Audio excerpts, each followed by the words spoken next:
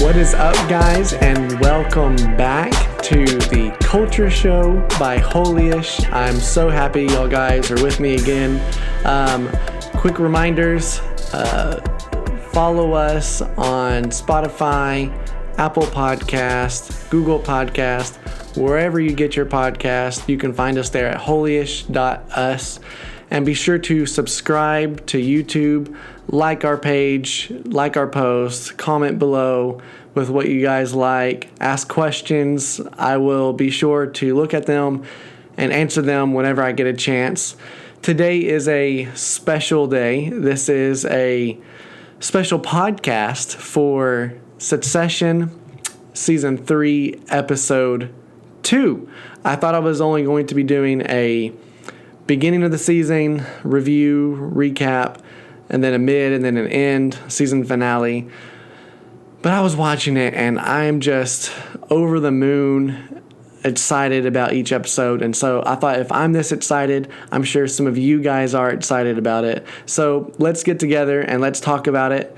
And let's just dive right in. So Season 3, Episode 2, we have Mass in Time of War. Now let's recap Episode 1. Kendall was really on top to begin with. It really seemed like Logan, for the first time ever, was kind of undone, kind of over his head with all that's going on, right? It seemed like the cards were really falling for Kendall, but we're not sure if he can really win. He thinks he can. Logan seems like he's kind of thinking Kendall might win, but Episode 2 was a complete change to that. We have at the start, the very beginning, FYI, spoiler alert, this is going to be heavily spoiler alert because I'm diving straight into the episode of what's happening, what was said. So if you have not seen Succession up to date, up to Season 3, Episode 2, I will be talking past and present spoilers. So pause, come back if you need to. Let's dive right in. We start off with Logan talking with Roman. And for some reason, it is now like Roman is Logan's boy. I mean, he is his boy, of course, it's the son. But we are now seeing Roman take kind of the Kendall role from from Season 1. And so that's also a very interesting change of pace. But we have exactly these words from Logan to Roman. Keep an eye on them. Keep an eye on Jerry. It just had to be Jerry for right now, for today. This is Roman, who has a relationship-ish with Jerry, and his dad is telling him, keep an eye on her. I'm sure he's asking Roman specifically because he sees that he's close to Jerry, but I don't think Logan fully knows that Roman is kind of Team Jerry at this point. And so this is what starts the episode off, is this conversation. And we kind of see Logan kind of finagle his way around each of his family members throughout this episode, which just shows the brilliance of who Logan is to his core and why he has such a successful company, because he knows how to manipulate his kids, he knows how to manipulate his workers. And so it is just it's just amazing to see. The screenwriters in this are it's so realistic and so rich and full that he's able to just pinpoint each character's weakness of his own kids. It's great. And so we start to see Greg's plot. We thought from Episode 1 that he was Team Kendall. He might now be Team Logan is how it starts the episode off. He's kind of questioning Kendall. Kendall's kind of like, are you backing out? What's going on? Let's have a talk about this.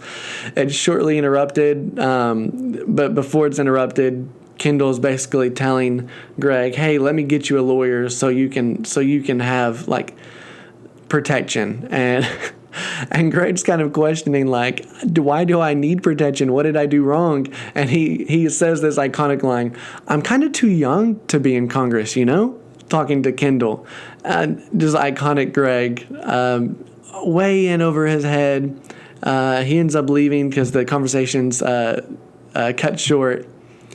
And then we run to Greg later on, has what we think at first is going to be a lawyer, but she tells him straight out, like, Greg, you know that I'm in my first semester of law school. Like, she's trying to be a lawyer. She's not a lawyer yet, and this is the connections Greg has, is someone in college, pretty much. We then go on to see Greg. Jerry sends a lawyer over to Greg's place to, I guess, try to, first off, get some information out. He's asking questions like, have you been in contact with the FBI? What's been going on? And Greg is smart enough to know, like, not to agree to anything, because if he agreed to have this lawyer represent him, that means that's Waystar's lawyer. And so that means he would be Team Logan. And so he's actually smart enough to know, okay, and he asked his lawyer school friend, hey, can you actually text your professor to see what I'm doing? In the end, he ends up going to his grandfather, and his grandfather agrees to pay for a lawyer to protect him. But this is it seems like a corporate sabotage, maybe like employee rights lawyer, that it still may not have Greg's full protection and at heart with this guy. So Greg is still somewhere in the middle. He has his own lawyer now, which I don't think is going to help him at all in the end. But it's just so funny to see. And there's another iconic Greg moment where he's getting out of an Uber and he's like, 5 stars, 5 stars. Who knew Greg? Well, I guess you could assume Greg is a 5 stars guy. Like, hey, I'm going to rate you 5 stars, rate me 5 stars. Like, he still cares about that, not knowing the money that he has access to, that he needs 5 stars. Like, you could just probably have your own car drive you around if you really connected to that Roy money. And then we cut to Roman and Jerry. Roman walks in on Jerry filming the announcement of her as CEO, which was kind of like an endearing moment because it shows like the humanistic side of her that we usually don't see. And so it was, and then of course Roman kind of makes fun of her and all that. And who knew? I guess I didn't know that Jerry had kids. Who knew? I sure didn't. And so they have this moment where Roman's trying to like fill her out as the new CEO. And he basically, and keep in mind at the very beginning, Roman's having to keep tabs on her for Logan. And so Roman's offering some ideas about making a board, and Jerry's already smart enough, well, I don't want to dilute my power by creating a board. I want to appear to be firm, and make my own decisions. But she's keeping in mind. And then she says this to Roman, says, your apprenticeship begins, as in you work for me now, which he does, but I will train you the things, not vice versa. Like, you're not CEO, I am. And I think Roman was kind of, he played it cool, like, okay, yeah, cool, whatever, what you say. But it's obvious that he doesn't like the idea that anyone besides himself is CEO, but I guess it's the lesser of evils for him right now. And then we see throughout this episode Logan trying to get his family, his team back. So we see him, and he left off with being upset with Connor about asking for money for the play that just tanked. Typical Connor move. And then the Napoleon penis that he apparently spent a lot of money on. And so he yelled at them and they were upset. But now we see, because Logan needs everyone that he can get, he is calling Connor and he's trying to get him back, trying to make up with him, make sure he's okay, trying to fill Connor out. And he tells Connor, you're my number one kiddo, you know that. And Connor's in the car with his girlfriend, the filmmaker slash ex prostitute, and they're both Connor smiles, which made me at first believe like he's still eating this up from his dad, and his girlfriend's like looking over like, I'm so done with this family, I'm so done with everyone, and so we see Logan also reaching out to Marcia. I completely forgot about Marcia for some reason. I wasn't crazy about her character in the past seasons, but she's coming back because he needs it for publicity. He needs to be seen with his wife around, and Marcia is not coming back cheaply. She has her own demands. She wants money coming back. She wants to be compensated for coming back and being with Logan. And so, but he's getting some of his family back. And so Shiv, however, if we remember back from the last episode, episode 1, she is on the fence with everyone. She doesn't know where she stands. She obviously knows she wasn't made CEO by her dad, so she's now seen with Kendall in this episode. And for the majority of this episode, she is with Kendall at his wife's, Rava's, apartment. And it's funny to see the interaction because Kendall is now this woke person because he now came clean, but really he's still not a great person, and he knew about the things that happened. But it was interesting that this line that he told Shiv, he was like, right now you tell yourself you're a good person, but you're not a good person. And Shiv was kind of taken back by it because I think even she knows, well, Kendall, same to you, same to Roman, same to everyone in this show. But Roman, Kendall can't see himself. He can only see others, apparently. And so it was interesting, that exact line, because that can relate to every single character in this show. And then there's an iconic moment where there's an envelope on the table that Kendall leaves and walks out, and whenever she's by herself, when Shiv's by herself, she goes to open it, and it says F you, but not just the letter F, and she kind of smirks and puts it back, and the moment when Kendall comes back, he says, did you open the envelope? As if it was kind of he wanted a pat on the back for kind of being smart enough to know that she was going to snoop through everything. So that was just excellent writing by the screenwriters there. And I was curious, did she think... Actually, she probably did think that was the envelope of the papers that Greg supposedly had that gave Kendall. And so Shiv obviously thought that he was dumb enough to leave it lying around.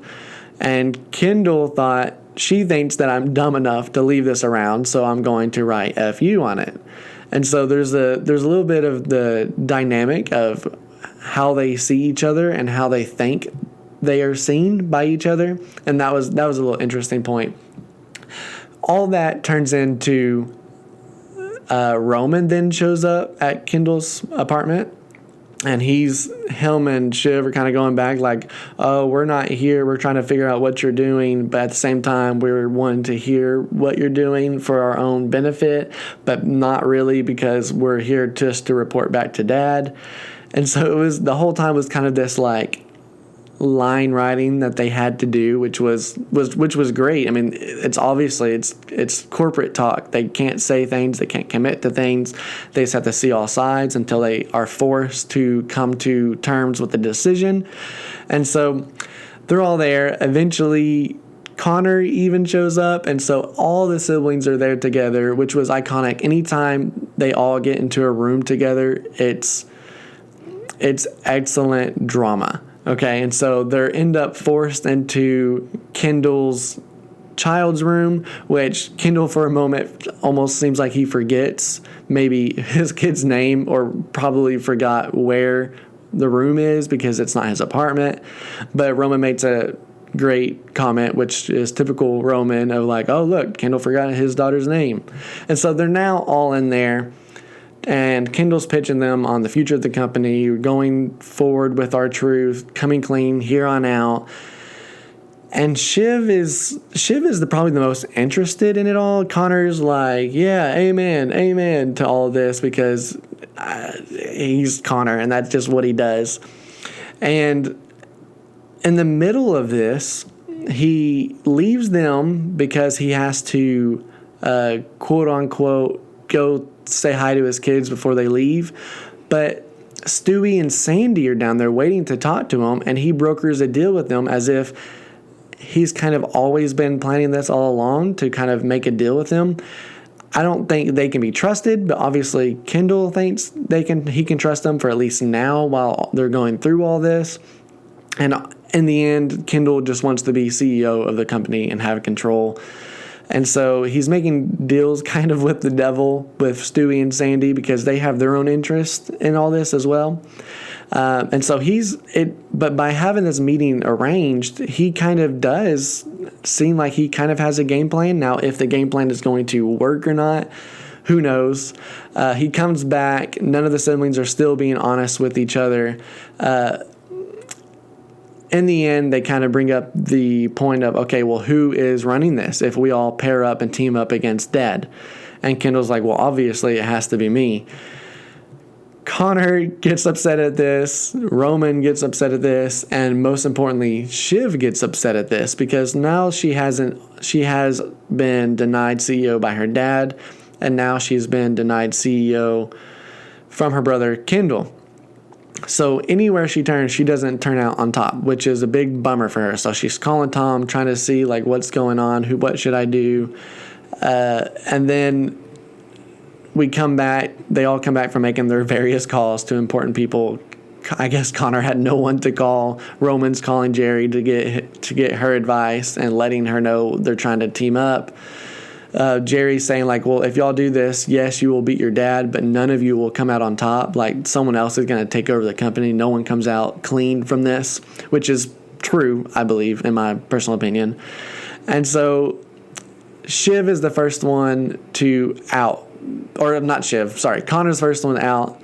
And which, I don't know, he just thinks that like he had some importance to this. I get he's a part of the family, so it does look good for whoever side he is on, but he's never been involved in the company. But he's the first one to be out, and he claims because he doesn't want to hurt Dad because he's a national figure, and wherever he goes, his politics goes, I guess, which was typical Connor. Kendall responded very harshly. He's upset because his siblings are not siding with him. They're siding with his dad, which is, I think he would have felt a lot more comfortable if his siblings were with him. Roman is out. He listens to Jerry and knows that he has to play his cards right with the current CEO. And then lastly, Shiv is out, which I think was really hurtful to Kendall because he knew that he needed his sister's politics, her shrillness, her decisiveness with how to go about the current state of society and all that. And so he ends up, when she leaves, he ends up saying some very derogatory and sexist remarks to her, which was not a good look for Kendall after he's trying to come off as this woke person. And so we're now seeing all the kids, except for Kendall, start to come back to him. And in Logan's brilliance, and this is the final scene, he's flying back to New York because he thinks he has to take control of everyone and get everyone back together in the company for the PR of it and for the power of him actually being a presence back at his company. And so we go back to the airport scene at the very end, and Marsha's with him. Jerry's there waiting. Roman, they kind of do this like playful punch. Logan gives Roman a playful punch, as in like, oh, we're son and dad, and it's just awkward, and you can tell Roman hates it, but he does it because it's PR for his dad. There's photographers there taking pictures of Logan landing on the airport. And Tom's there, everyone's there, but Shiv is not, and it turns out she's in the car waiting on him. He makes this comment like, oh, it would have been nice for a hug, and he's like, oh, and Shiv's like, oh, so everyone can see us hugging them on your side, basically. And Logan's like, no, it's really for the hug, which is BS that Shiv can obviously see and everyone can see. And Logan is not sure about, where she is. He had a phone call with Roman later whenever they all outed from Kendall. They all left Kendall. And Roman is riding in the car with Shiv, and he's asking Roman, is your sister okay? Is she solid? And Roman's kind of backing her, which is nice.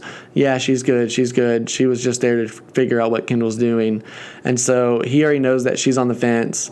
And so in Logan's brilliance kind of gives her like this importance, this role, like, I want to make you president. And Shiv already has gone through this with Logan in season 2. Like, okay, well, what does that mean? Is that a imaginary title? What does that mean? And he still doesn't really say. He says, like, it can be whatever you want it to be. But in that, which is all a front for Logan, he says this line which really was the vulnerability of Logan's stance on all this. He tells Shiv, I need you to be my eyes and ears, Shiv, at the heart of everything through this SHIT storm, but wearing a full chemical and biological suit, going by the name Jerry Kelman. I think he's not necessarily scared of Kendall. It shows that he's more scared of Jerry because she was clean through all of it. She wasn't a part of the cruises. She wasn't part of any of that stuff. And so he knows that she is a smart woman. She's a powerful woman. She knows how to make certain decisions. And so I think Logan kind of showed a little bit of his hand by saying, like, he's already asked Roman to keep tabs on Jerry. Now he's asking Shiv to keep tabs on Jerry because she is now CEO and she can walk out if she plays her cards out right. Oh, sorry. If she plays her cards out right, that she can remain CEO if she does it. And I think it's just so interesting to see Logan not scared of the main one who's attacking him, but the one that's on his side that's now in power. And Shiv kind of gives this like smirk after he says this, like, oh, like she has importance again. Like, my dad needs me. I do have a place in this company after all, because she was concerned because she actually had no title beforehand. So now she will have a title going into this. And so to conclude, at the end of episode 1, we see Kendall on top.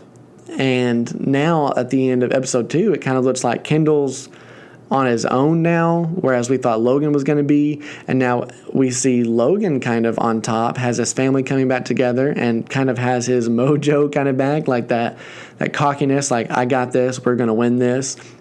And so it's just, and I don't know the time span of all this, but we have 2-hour episodes that span and it's kind of the intro of like, okay, now we're about to get into the battle, okay? And it is called the Mass in Time of War, which is the time of war, but I guess this is like when everyone's going to try to gather together, and that's what Logan's doing, is getting everyone back together. So I'm so excited to see where this is going to go. I'm just going to do an episode recap each one because it's just so good. It's so juicy. There's so much going on, and I just want to dive in with you guys, get to know what y'all are thinking about this. If you're watching on YouTube, comment below with what your thoughts are going forward of who's going to win, what's going to happen to each character. I'd love to hear what you guys have to say. If you're listening on any of the podcasting apps, you can email me at holyishpod, P-O-D, at gmail.com with any of your questions. If you want to leave a voice memo so I can play it maybe for the next pod, that'd be so cool to hear from you guys. Again, this is Dylan Shortish, your host for the Culture Show by Holyish. I'd love to connect with you guys any way possible. You can visit the holyish.us website for any kind of articles or news that might be coming up or trending. Until next time, this is Dylan Shortish signing out. Thanks, guys.